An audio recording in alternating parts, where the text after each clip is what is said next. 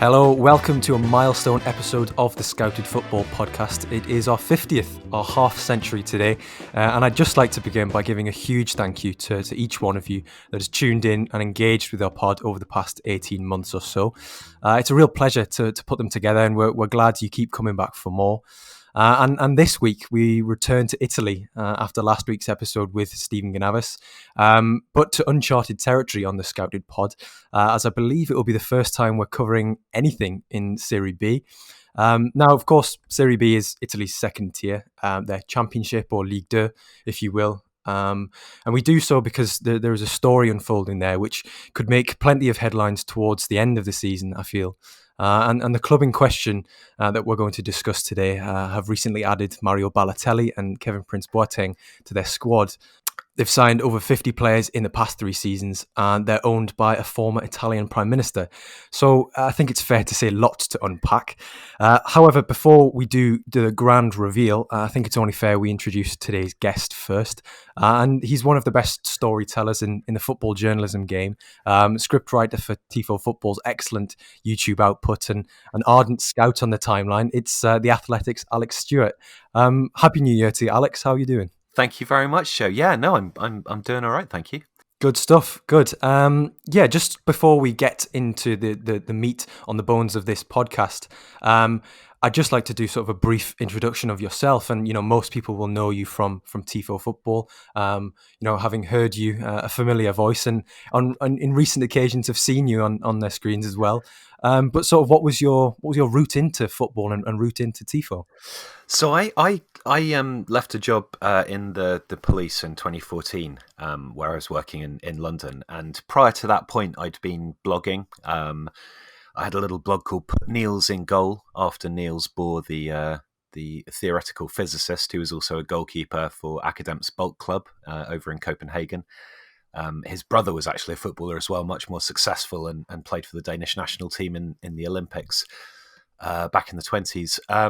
And that was a sort of, I suppose, a kind of football culture crossover. So I wrote about football and literature, football and art, that kind of stuff. And as a result of that, I went on a podcast with Joe Devine, who at that point was running a pod called The Illustrated Game, which had a sort of mix of comedy and music and football chat. We lived relatively near each other in North London. And that was where I first got to know Joe. Philippe, also, who's one of our illustrators, was part of that. And Alice, who's now our studio manager as well. And Joe and I kind of stayed in touch. And after I left the police, I thought that I would like to give football writing a go. It was the sort of the relatively early days of football Twitter, when people were still nice to one another.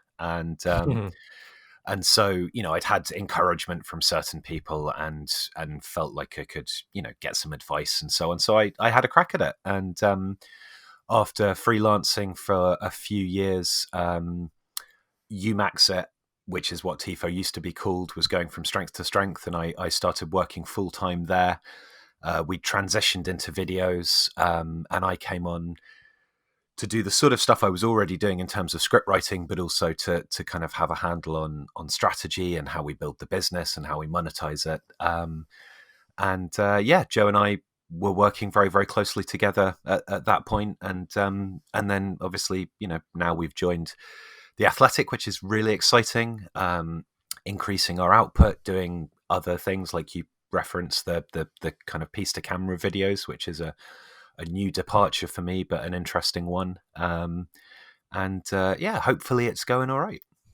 Yeah, well, I mean, I think I speak for everybody who engages with Tifo's output. Is it's hugely entertaining. When gyms were open, I used to sort of stick a few Tifo videos on to distract me from being on the treadmill or on the stepper or something like that. So it's come in handy. It's fair to say. But yeah, you mentioned there that in 2020 you were taken over by, or rather bought by, The Athletic, which was obviously huge for Tifo and huge for yourself and Joe, Alice, and everybody there who were obviously big players. What was that like? Sort of the approach and sort of being acquired by such a huge sports brand. It was really exciting. I mean, we first met them back in I think it was probably July of 2019, and they were sort of starting to make their moves. Ed Mallion was putting together his famous whiteboard of talent, and we went to chat to them. Partly, I think, because some of the guys in sort of senior leadership over at the Athletic who were researching football with a view to launching the Athletic UK had come across our videos and liked the way that we did stuff. Obviously, we had a fairly decent audience by that point as well, and so the initial conversation was really around marketing. You know, we were a marketing partner for the Athletic as they launched in the UK, but there was also very much a sense, I think, certainly from our side and also from theirs, that this was a partnership that could develop into something more.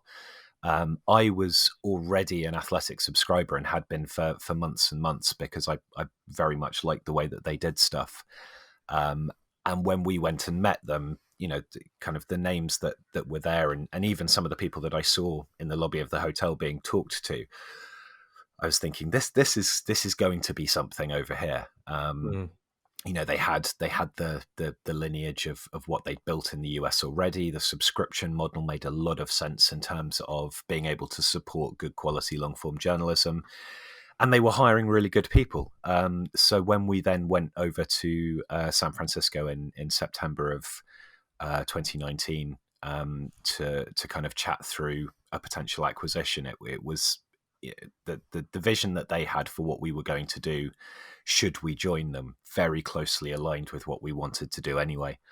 And it was it was really exciting to have that conversation. I think it's probably fair to say that Tifo, you know, while we were doing all right, like it was a struggle to keep things going on a sort of month to month basis from a financial perspective. You know, running a YouTube channel, seeking to monetize it professionally and work in that space is really hard work. And I think I don't want to say it detracted from the quality of what we did, but it certainly meant that we had at least one eye on, you know, sustainability in the future as much as we did on content creation. Even though those two things go hand in hand, it's hard to balance them. And so, you know, the Athletic taking us over, it's not just given us access to a brilliant team of journalists. It's allowed us to expand. It's allowed us to concentrate on making the best stuff we can and push those formats forwards, as well as, you know, just I guess expanding our horizons in terms of what Tifo's capable of doing. Yeah, I mean, from sort of the outside looking in, it's always appeared as though it's work which is incredibly enjoyable, but also very arduous to conduct because, you know, what, as you say, you know, with the content creation, with that additional funding, with the additional sort of creative freedom, you know, comes the responsibility of being. I mean, I don't want to be as crass as saying being right, but at least being as well informed as anybody. So, I mean, I suppose the sort of question is, you know, it appears as though a lot of your work would give you great satisfaction, but what would you say sort of the most difficult aspect of the transition and the change has been? I'd like to say that almost there hasn't been a difficult aspect. I suppose, yes, the work is hard, in the sense that, you know, I know from the volume of people that watch the material that we put out that there's a kind of pressure that's coming from that. You know, it is incumbent on us, if not to be right, at least to be as well informed and fair as possible. I think that's very much the case as well for the videos that we do that are less pure football, which is more my side of stuff. But, you know, when we venture into the realm of politics or sociology or whatever it is, it's, you know, we have to be on the money. And actually being part of the Athletic has helped that, because we have, like I say, we have this team of journalists that we can go and talk to and get insight from. And there's a kind of an editorial apparatus there that's bolstered what we were already doing. I guess for me personally, the satisfaction is when I see comments that say, you know, oh, I watched this and now I understand something. You know, Hmm. I think Tifo, we are not as complicated as a Spielverlagerungen. We're not as focused on player identification as you guys are. And I've been huge fans of what you guys have been doing for a while now. And, the Scouted Football magazines are a fantastic resource. But we tread a kind of a more middle ground, where we are looking to appeal to as broad an audience as possible, but to retain that sense of being informative as well as being entertaining. And I think for me, the satisfaction comes from when we tread that line correctly. Something has to be fun, it has to be engaging, it has to be something that's worth sticking on while you're on your treadmill. But at the same time, I want you to come away from that thinking that you know a little bit more or understand a little bit more about some aspect of football. And if both of those boxes are ticked, then we've done our job.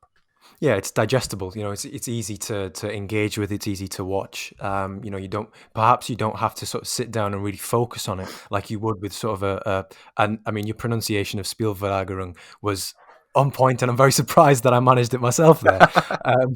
But it's perhaps less intensive. I understand what you mean. But yeah, it's been fascinating to see sort of the growth and how successful it's been, and it's very good to, as sort of an independent ourselves, to see that there are possibilities out there. But I think we should probably get onto a little bit of the football now. And today's topic it's an interesting one. It's a bit left field. It's a bit rogue. And I think if you're based in the UK or the US or wherever, I think it might be unlikely to have heard too much in depth about this particular story. But it is that of AC Monza in Italy's Serie B. And I suppose most people will be familiar with Monza as being the city home to Italy's F1 circuit. Its location is obviously in northern Italy. It's very close to Milan, and I think sort of doing the background for this pod, I found that most people in Monza would support either one of Inter or AC Milan. So it's an interesting story that they've come up through the leagues, backed by the funds of ex-Italian Prime Minister Silvio Berlusconi and Adriano Galliani, who acquired the club in 2018. And essentially have bankrolled it since. But they have an aim, two aging patriarchs of Italian culture, trying to leave their mark on another club, as they did over the 30 years that they were with Milan. Monza are an interesting one. I think you'll agree, Alex, because they've never played in Serie A, and yet currently I think they're third in Serie B. They were promoted last season. They look very, I don't want to say odds on, but they look competitive enough that they may be able to go up in Serie B. And I think it will be an incredible story, the rise that they've gone through. Yeah, so they were only promoted into Serie C back, I think, in 2017. And I found a stat that they've played the most seasons in Serie B of any club without achieving promotion, which is 39.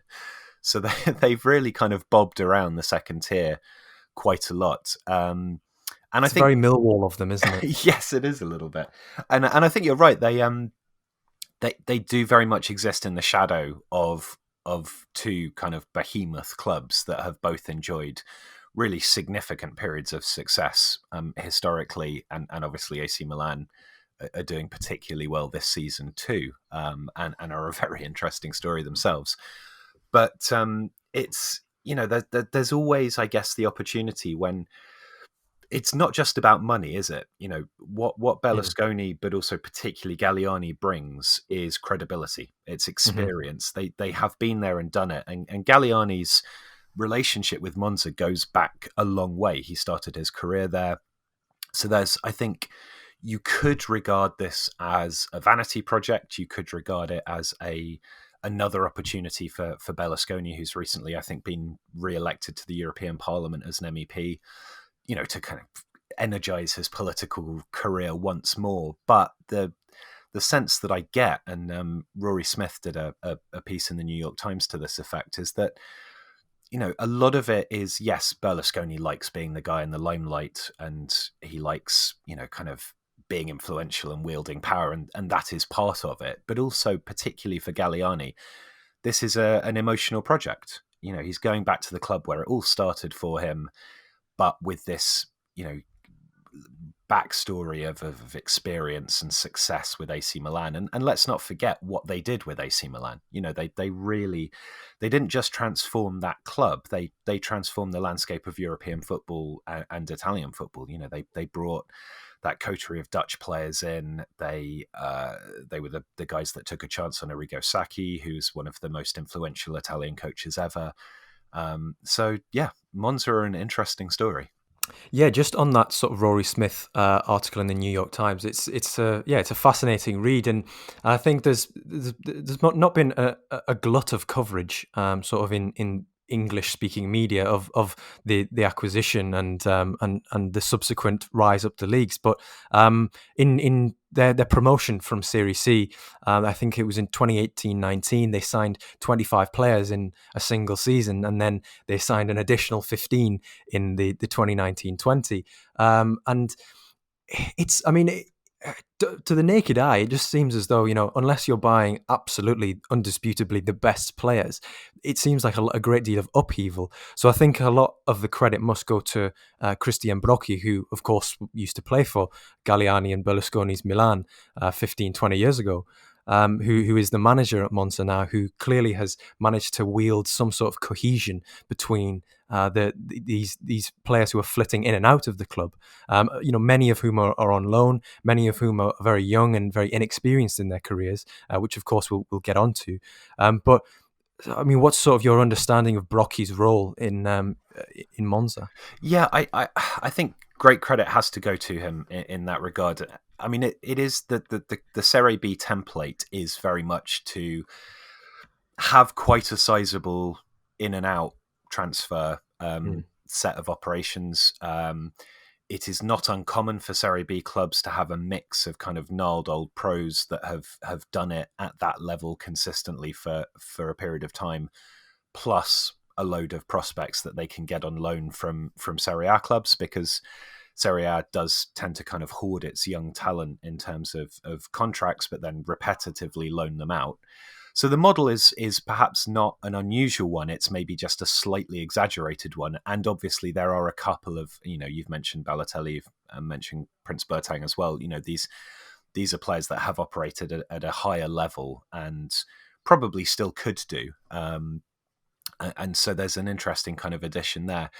I think what impressed me particularly with Brocchi is that I had a quick look. They've used 22 players in their last 5 games, which is quite a lot. And I don't think it's necessarily because of injuries and enforced absences and so on. But what he's done tactically is he's built a system where if you watch them play, they have a pretty consistent style, home and away, with a few tweaks between those two, but they're very settled in their 4-3-3. The same sort of runs tend to be made irrespective of who the players are. Obviously, different players bring different little sparkles to that, but he's built a cohesive system, and that allows him, I think, to drop players in and out, to rotate, to keep people fresh and keep people interested without necessarily sacrificing the overall tactical approach of the side, which is really smart coaching. Yeah, and clearly it's worked, because you just look at the sort of the last couple of results that Monza have had. I think it's 4 games they're unbeaten without conceding a goal. I think it's the most miserly defense in Serie B this season, if I'm not mistaken, or at least when I did the research for the pod, that's what they were. But they do seem, I know what you mean, they do seem cohesive, and I don't want to say sort of structured. Settled is probably the best way of saying it, as you mentioned there, in their formation and sort of in the sense of who makes those runs. You'll have those players who do, obviously, as you say, bring the different nuance to different phases of play. But yeah, absolutely, I think it's no fluke that they are where they are in the table, and I implore anybody to try and explain to me the complicated promotion relegation system between Serie A and Serie B, mostly Serie B, in terms of the the top, I believe it's the top two go up, and then between third and eighth, if there is a gap of something like 10 to 15 points between third and fourth, the third go up automatically. And then there's lots of different ramifications between the different points tallies. It's all a bit complex. But, at the moment, they do stand a fair chance of sort of going up to Serie A for the first time, which, of course, would be sweet vindication for Galliani and Berlusconi's investment, of which there's been around 10 million euros spent sort of this season alone. And they're not messing around in the winter transfer window either. I think they've already added two players, Scossarella and Federico Ricci, I believe. I mean, they're not under 23, so we won't go into too much depth. But, they clearly, believe in this model that they're employing. And I suppose part of that model comes the likes of KPB and Balotelli, who scored a goal 4 minutes into his debut against Salernitana, I believe. But it's the man that assisted Balotelli for that goal that I'd like to discuss first, in terms of the individual players that Monza have, and why they're an exciting watch and why they're an intriguing story. Because it's Carlos Augusto, who is 21 years old, signed from Corinthians in Brazil, who are not exactly an insignificant club in South America. And he was acquired on a 4-year deal, which, from what we were saying earlier, that there's, a lot of churn in Serie B in terms of players coming in and out. A 4-year contract seems, it bucks the trend, so to speak.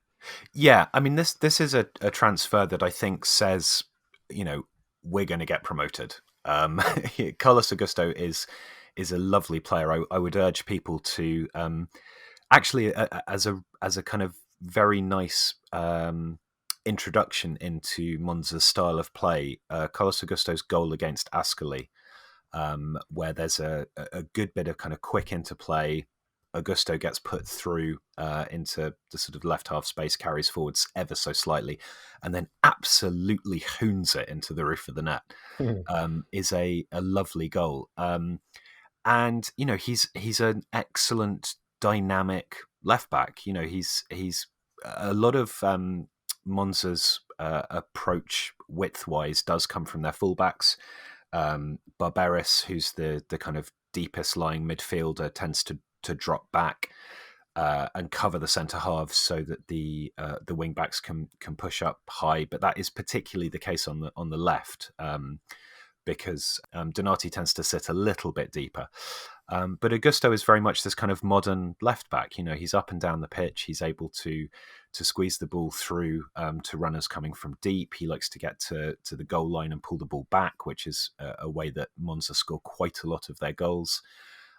They're very much a high possession, high volume of passing kind of side. They don't dwell on the ball. They like to move it forwards, and these overlapping runs and quick pullbacks from Augusto are very much part of how they play.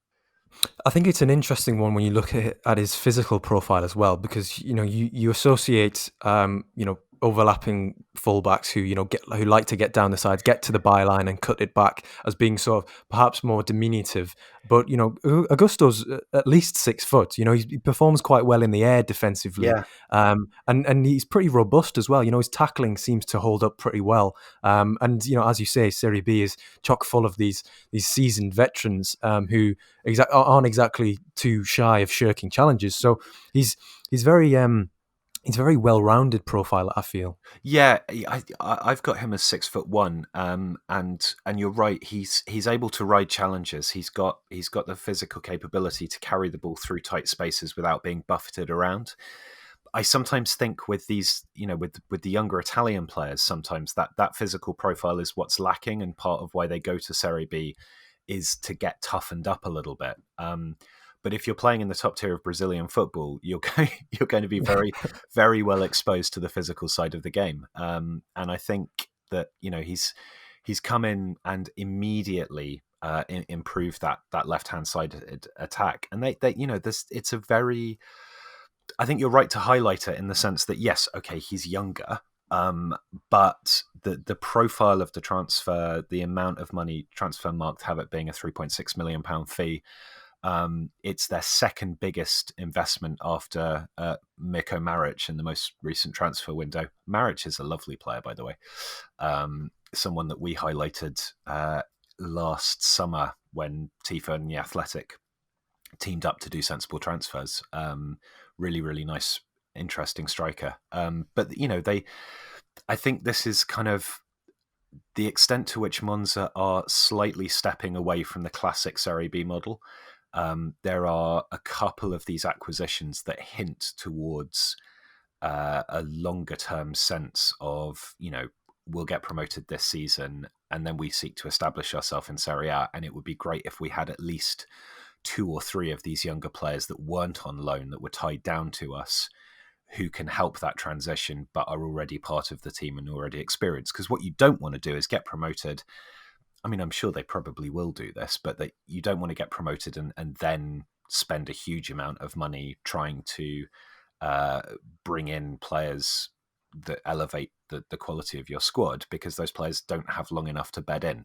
Whereas Augusto is going to be very used to the system. He's going to be very used to his teammates. And that continuity, I think, will be very, very helpful if they do get promoted.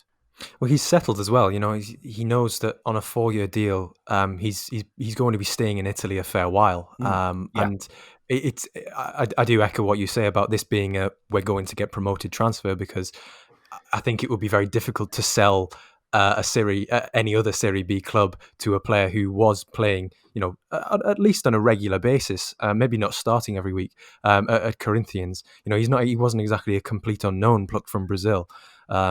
So I think it would have been a difficult sell unless the pitch point was, well, we're going to be promoted. You're going to be a Serie A player soon. Yeah, and if they don't get promoted, then he's also potentially, for himself, he's put himself in the window for Italian clubs in a way that maybe wouldn't have happened had he stayed in Brazil. And also from a financial point of view, if Monza start to think, oh, we've put maybe a little bit too much money into this club, he's clearly going to be a saleable asset. So I think for the club and for the player, it works either way. Although obviously, they're both going to want promotion rather than not.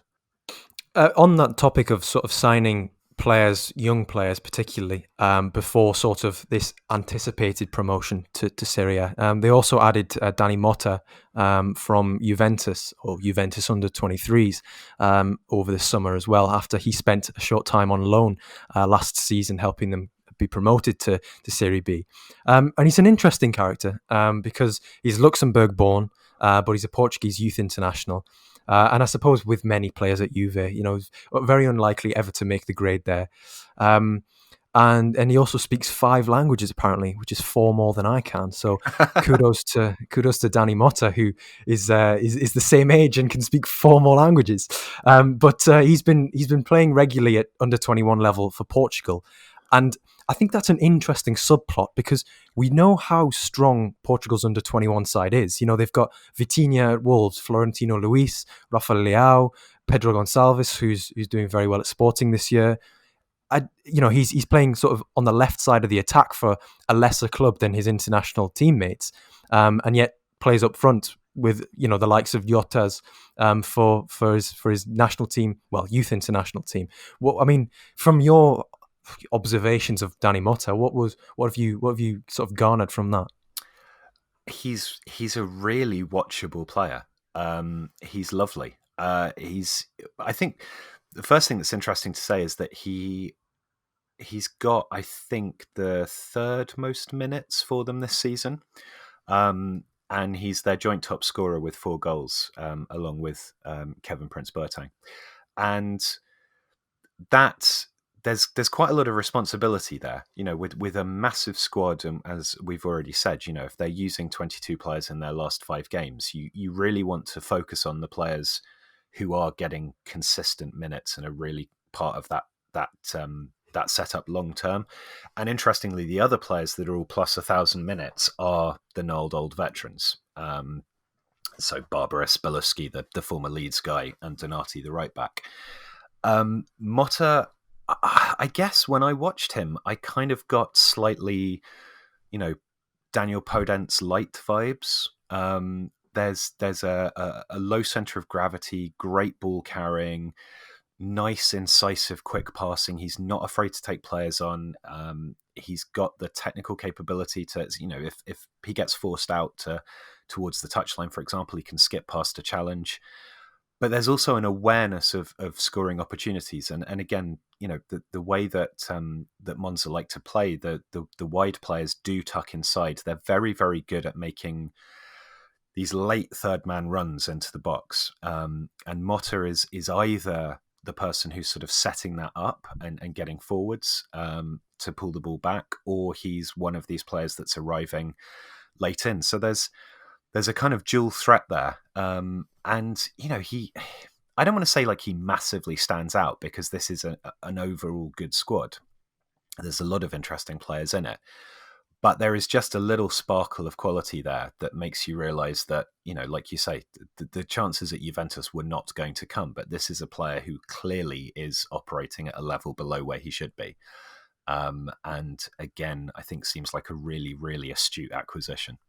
It's interesting that you mentioned that that Monza like to use these sort of interior forwards, if you will. The likes of having Kevin Prince Boateng, who has played up front in the past, Danny Motta, who's had good goal scoring seasons at the likes of Virtus Entella, and clearly has been a centre forward in previous years.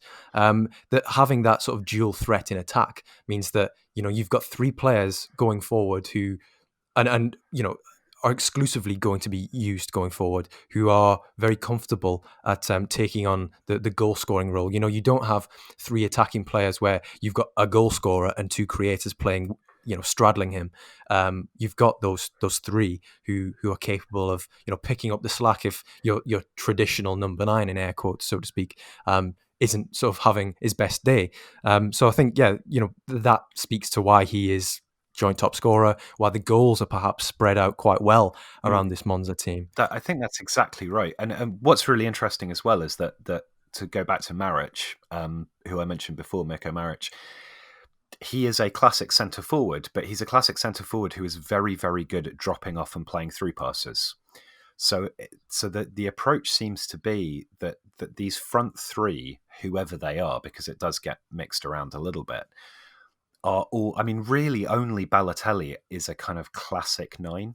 The rest of them are either wide players who like to cut in, but also like to cut in and get forwards rather than just taking shooting opportunities from deep positions.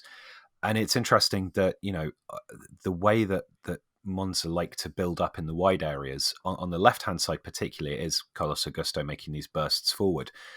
On the right-hand side, it's Fratesi, who plays as the right-sided central midfielder of the three, and is very much what the Italians would call a mezzala. So he's making these runs outside to cover for the fact that the fullback Donati doesn't get forwards quite so much, and he's then able to pull back. And they have this ability to ensure that there's at least one, if not two, strikers or attacking players quite close to the goalkeeper and in the box, but then also have these runners coming from deep. And that's how Barria, for example, has managed to get a couple of goals, because he makes these late arriving runs. Fratesi does the same thing, cutting in from the right hand side if the ball's on the left.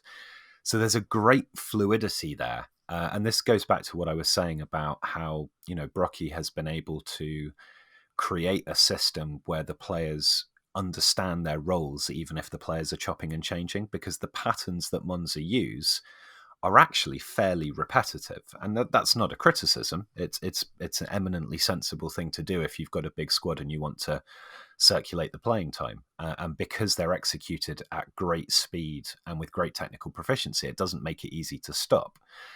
But what it does mean is that you can interchange these players, and you have players with nicely kind of flexible profiles that can fit into different positions or make different runs depending on where the play is and how they are in relation to that. And it creates a very flexible, multifunctional attacking system, and doesn't rely on one single person to be the guy that's going to get the goals. And I think that's really smart. Yeah, just moving on, and I think you mentioned his name just there, and it's Davide Fratesi, who is a brilliant central midfielder, to put it reductively. But he is one of the loanees that has come down from Serie A. He's on loan from Sassuolo. He's an Italian under-21 international, and what you were saying on how he's also capable of supporting that attack with his runs, and maybe covering where Donati doesn't get forward. I think that speaks absolute volumes, because we watched him at the under-20 World Cup in 2019, and he was arguably one of the best two-way midfield presences at that tournament. Yeah. He's very good at linking attacks, but could tuck in if needs be.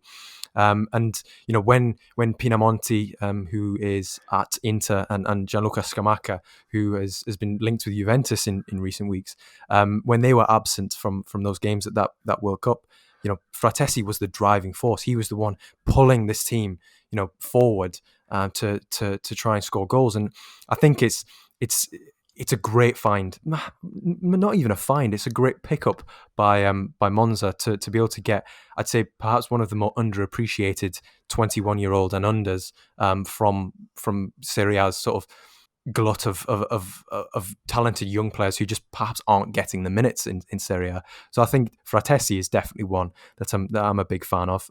His under-20 World Cup teammate Davide Battella is with Monza on loan from Atalanta, or at least an initial loan. But before I sort of go into a monologue about the under-20 World Cup from years gone by, which, believe me, I will. What are your thoughts been sort of on Fratesi and Battella? I like them both. I like Fratesi a lot, and it's no surprise to me that he's come from Sassuolo, who are, producing, or have consistently produced, some of the more interesting Italian central midfielders over the last sort of 4 or 5 years.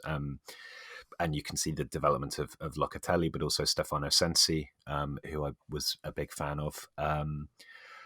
He is, like you say, he's I can't remember the expression you used, but he gets forwards and he comes back. I'm sure you put it much more elegantly. Two-way midfield presence. I think I've got my notes here. Thank you. Very Nicolo Barella of him. Yeah, I think Barella is a great point of comparison, because what you've got there is somebody who does have the tactical intelligence and defensive discipline to tuck inside. It's interesting that in the most recent games, that midfield three of Fratesi, Barilla, and Barberis has been the sort of fairly consistent point of the team, and I think that speaks volumes to their respective qualities. Fratesi is the guy that injects something a little bit different. He is able to push forwards. He's got the technical ability to do something clever. But what I really like about him is that he usually doesn't do something, I say clever, like he doesn't. It's not trickery. There's not a huge degree of inventiveness when there isn't the requirement for it. So he will play the sensible pass, but he'll play it a second or two before most people would. And that's what gives Monza the momentum and the ability to penetrate opposition defences. It's not wild trickery or a piece of skill that leaves you breathless. It's just executing the fundamentals of build-up play at a greater degree of speed and precision than a lot of other players do. And to see that from a player who's only just 21 is incredibly impressive. And he's definitely some. I mean, they don't have the option to buy with him, as far as I understand, in the same way that they do with Battella. But he's wherever he ends up, I think he's going to be really good. Battella, I didn't stand out to me quite as much. He does seem like quite an elegant defender. He seems to have a pretty good reading of the ball. He's the one of the Monza back four that likes to step forwards and close space down. So if Monza are playing against a team that's using a centre forward that drops into the space between the lines, Battella will be the one usually who pushes up onto them, which I guess means that they have confidence in his reading of the game, but also his athleticism to get back into position, which he seems to do pretty well. Sometimes with defenders, it's when you don't notice them that much that they're good. So that's possibly a reflection of that. Yeah, I know what you mean. It's like when the discussion over Harry Maguire, it's gone a bit quiet over the last 3 months, and that's because he's been playing relatively well. But there's no clamouring for when centre halves are just doing their job, and perhaps being unspectacular but spectacularly solid. Yeah.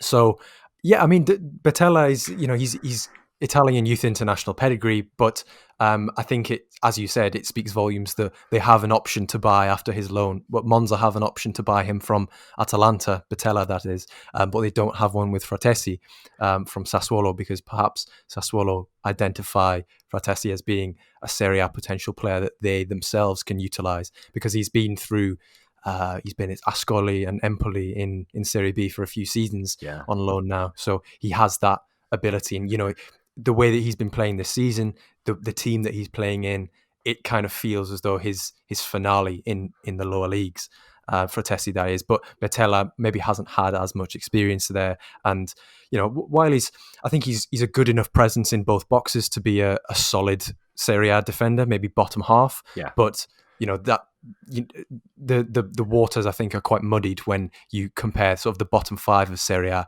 and the top eight of Serie B, because those teams do cycle through every single season. So, I mean, Batella, again, is an interesting one. I think it's an option, or it might be an obligation, after 2 years, because he's on a 2-year loan at Monza. So potentially, if they did get promoted, he may be playing in Serie A next season. Fratesi maybe less so if he's staying with Sassuolo. I think that might depend on where Manuel Locatelli goes in the Yeah. summer, if there's interest in him. These are the two clubs that I would trust to have the best handle on their young players' development.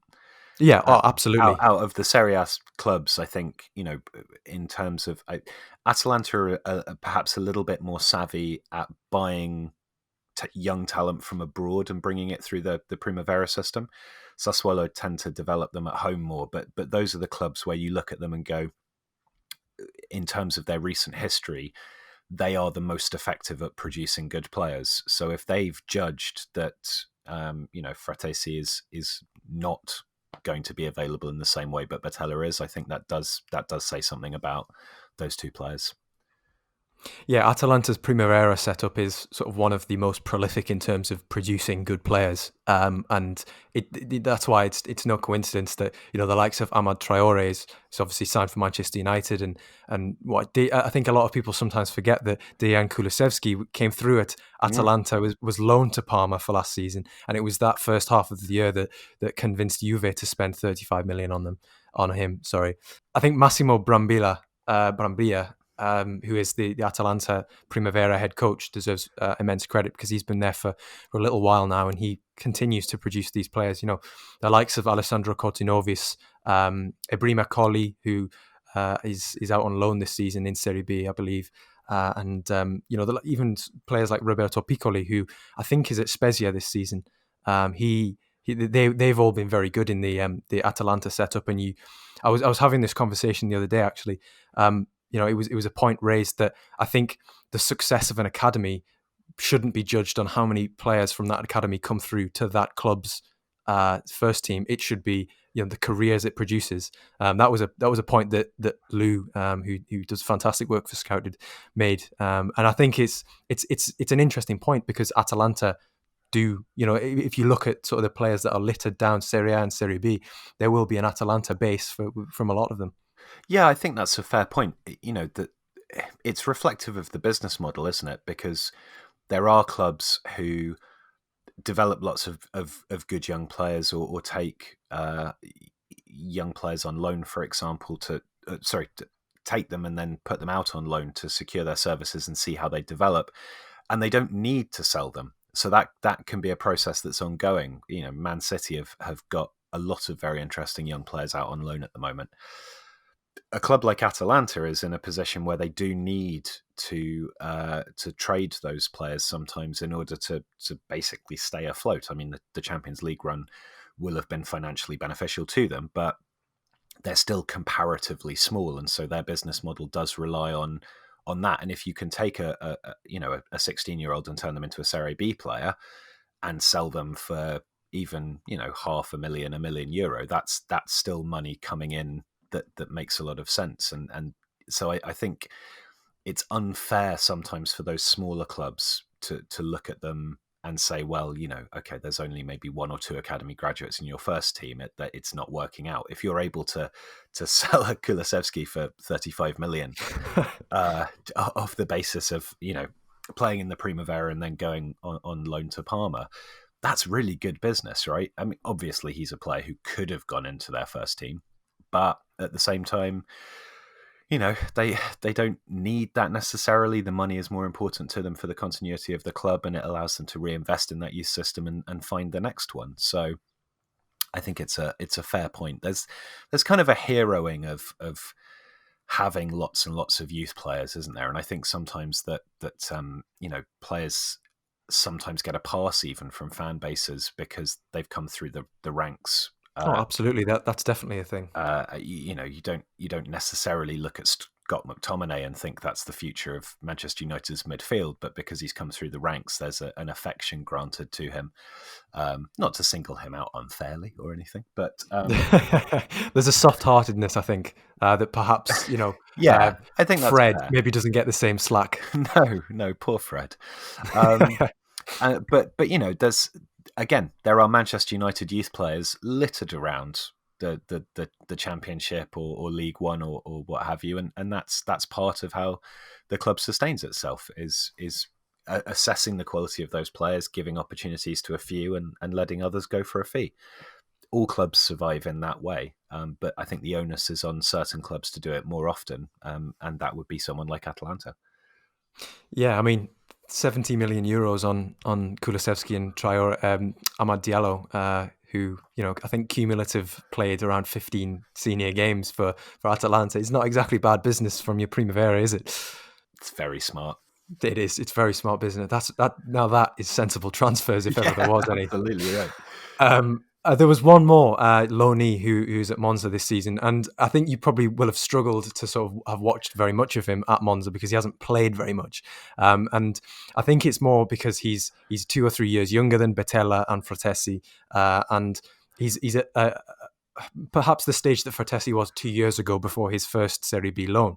But there's been intrigue in Lorenzo Pirola, who is a centre back belonging to Inter, but he's been involved in the Italian under-21 setup, and I think there's a real potential focus here. He was involved on the bench for Inter at the back end of last season, sort of in that June-July period when leagues resumed, and I think when I saw that he'd gone to Monza, I thought, okay, interesting. He's chosen. Well, he himself probably hadn't chosen Monza, but he's gone to Monza. There's the opportunity to play Serie B football, but the thing that I think has stood out to me is that for a player who has barely played this season, he's been in the news recently because apparently Inter are willing to use him as leverage in order to get Papu Gomez from Atalanta, who of course is having a bit of a tiff with Gasperini there. Just a little bit. Just a bit, yeah. I can't remember if it was Twitter or Instagram, but when I think it was Instagram. I know exactly what you're going to say. Putting out photos of himself going, look, I'm in the right place, mate. And it's really interesting because I remember reading an interview with Gomez that was in an Italian paper, and I put it through Google Translate. I can't remember who brought it to my attention. It may have been Tiago Estevao. And it was a really tactically complex and in-depth interview where he was talking about his positioning, because obviously he does occupy a weird role in that Atalanta team and a crucial one. And I had never come across a footballer talking about their role and their position with that level of tactical complexity. It was absolutely fascinating. So for this to be the subject of their tiff is particularly interesting. Because I think Gomez does know what he's supposed to be doing. It's a weird one, but it's quite fun. Was that the same article where he said that he takes up positions that the referee occupies a lot of the time? It's exactly that one. Yeah, exactly. Yeah, because the referees run the spaces. Yeah, exactly. Essentially, that's what he was saying, which seems very simple, but you until it's written down in front of you, you don't think, you're like, oh bloody hell, actually that makes a lot of sense, doesn't it? Yeah. But yeah, it was interesting that Pirola is clearly, at 18 years old, seen as expendable for Inter, but rated highly enough to be used as a potential bargaining chip in what would be a huge transfer. Yeah, it is. I mean, like you say, he's played 37 minutes in Serie B for Monza, which is not an awful lot to be able to judge him on. I think he played in a Coppa Italia game as well. He looks good. I mean, from a statistical point of view, he doesn't seem to make mistakes very often. He likes to carry the ball forwards occasionally. He's got a decent range of passing. His long passing can be a little wayward. But he's clearly a defender who makes his actions, his interceptions, and stepping forwards and so on with an eye to transition, which is something that you always like to see. And from what little I've seen of him, he looks promising. I guess it's really hard when a player is that age to be able to make particularly good judgments about the kind of player that they would develop into. But there's likely to be a vacancy. I mean, Atalanta have got Christian Romero on loan from Juve, who is excelling I think he's only 22, Romero, but there will probably be gaps in that Atalanta defence, or the opportunity at least when Romero returns to Juve to get first team action next season. So it might not be the worst thing for Pirola to be in and around that sort of environment, but also with a fairly decent potential of getting game time, because he's not getting it at Monza, and that, I think that's really just reflective of the quality that's ahead of him. It's not necessarily because he doesn't have it. It is difficult to gauge with centre backs, like I say, because you want to watch a lot of a centre-back before you really come to any decisions about them. Statistically, it's probably the hardest of all positions to make assessments on just based on numbers. And a lot of defending isn't about measurable actions. It's about where you are, your scanning, your positioning, your movements that block off a passing lane or prevent a run or cover a run. And those things aren't picked up in event data, certainly not publicly available event data. So I'd like to see more of him, but the little I have seen is, I guess, promising. Yeah, I think that was the whole point of sort of bringing him to attention, because he's played for Italy's unders at every age group from 15 to 18, and then just all of a sudden made the jump to the 21s, which typically you'd see with a player who is sort of being fast tracked to the top, rather than gradually going through the stages and then sort of bursting on, not bursting, but gradually breaking onto the scene at around 22. He's still 18. He's played around an hour's worth of league football in Italy's top two divisions, and yet is being discussed for a transfer to one of the clubs which is tactically very innovative and also on the up and competing in Europe. I just thought all sort of pieces together, it was an interesting sort of all-encompassing footballer that could be a name for the future, perhaps. But Pirola definitely interesting. Yeah, I think that's fair. I personally, as anybody who watches Tifo Sensible Transfers videos knows, I have a particular fondness for left-sided centre-backs. So he's somebody I'll be keeping an eye on. But I think if I were Atalanta, I would, obviously, depending on the money side of things as well, I wouldn't be averse to that deal, to be honest. Because I think you're getting somebody who, like you say, has the pedigree in a youth way to show that there's been consistent faith in his ability as a development prospect from all of the youth level football that he's played, versus a albeit very exciting, creative, attacking player, but who is in his early to mid 30s. Is he 34, Gomez? I can't remember exactly. Something like that. Is he 34? Goodness. I mean, I think he's quite old. I sometimes conflate him with Pablo Hernandez, because I always think that Hernandez is much younger, or at least in his early 30s. And then every time I look up on Transfermarkt, I'm like, Oh God, he is 35. I checked that last week. He's 32, but he Oh, will that's a bit better than, yeah. he'll be 33 in February. So he's getting on a bit, and probably has, I don't know, maybe 2 seasons at the top level left. But that plus money versus a player who is 18 and has come through all of the youth levels in a position where you need, if you're Atalanta, you need a lot of tactical flexibility and intelligence. That's not a bad trade.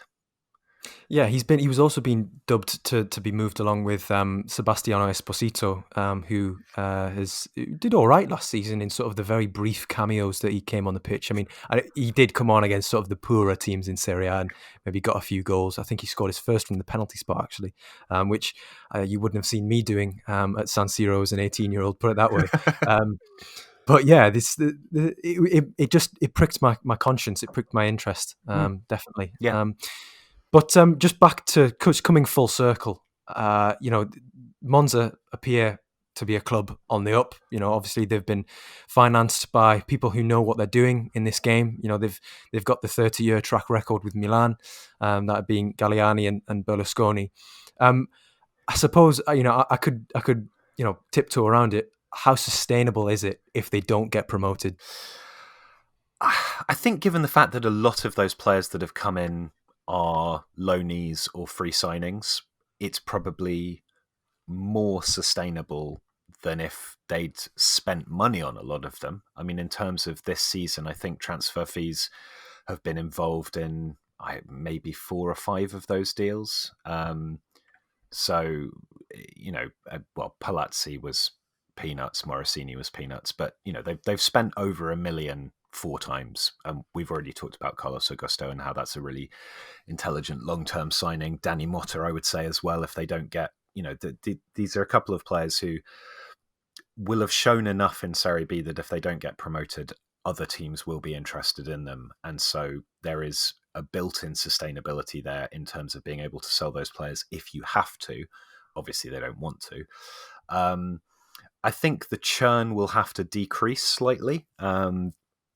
I think Brocchi, like we've said before, has done a really good job in building a very competent, functional system that allows for some interesting attacking football. I mean, by pretty much every attacking metric, Monza are either the best or the second best team in Serie B. I think actually only Lecce, who are down in 6th because they concede too many, have better attacking metrics than Monza. So, it's a good side and it's well coached. If they get promoted, they are going to want to probably push the chips onto a few players in a way that they haven't done before, because I think you do need a greater degree of continuity. Individual ability isn't going to be enough to carry you through a Serie A season as a newly promoted side. So cohesion will be really, really important. And I think if Fratesi goes back to Sassuolo, that will be a loss, both from the fact that he's a very, very good player, but also because, like I say, particularly in the last sort of 5-6 games, they've really honed in on that being the preferred midfield 3. So I don't know that, these guys have got deep pockets, and because of Galliani's contacts within the Italian game, they are always going to be in a position to be able to bring in interesting players. I just think that once they make that jump, assuming they do, and like you said, they're not in the automatic promotion spots at the moment, but they do look pretty good, then I think, if not pruning the squad, at least giving less game time to quite so many players and trying to build a bit more cohesion within that first team setup is a good idea. Absolutely. Well, that just about wraps things up for this week's Scouted Football podcast. We hope you've enjoyed a tale from left field somewhat about a club who could, by hook or by crook or by bank balance, could find themselves playing in Serie A next season. And definitely stay tuned to their story, not just for the loanees or the likes of Carlos Augusto or Danny Motta, but also for no doubt the fireworks that Mario Balotelli and Kevin Prince Boateng will no doubt have on display at some point this season. It's almost inevitable. But yes, a huge thank you to Alex for giving us his time on this one, and for the unrivaled insight that he's no doubt hammered his Y Scout account for, Yep, which absolutely has right. been fantastic. But yes, if you'd like to hear more of Alex, then you know where to find him at AFH Stewart on Twitter, Stewart with an EW, or just by searching Tifo Football YouTube, as I regularly find myself doing. It won't be long before his dulcet tones and or his face in recent weeks greet you, if that's the type of thing you're after. But yeah, thank you very much for joining me, Alex. Have you got anything sort of that you'd like to add finally? No, just thanks for having me on. Like I say, I'm a big fan of the work that you guys do at Scouted Football. I think it's a very, very impressive and considered resource for young players. It's something that I lean on quite a lot when I'm doing work for Sensible Transfers videos.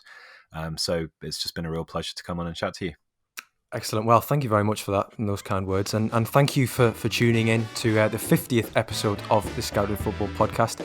There will be more to come. And if you haven't checked it out already, please do subscribe to our brand new YouTube account where we'll be posting snippets of the podcast on there. That's all from us. Stay safe, take care, and bye for now.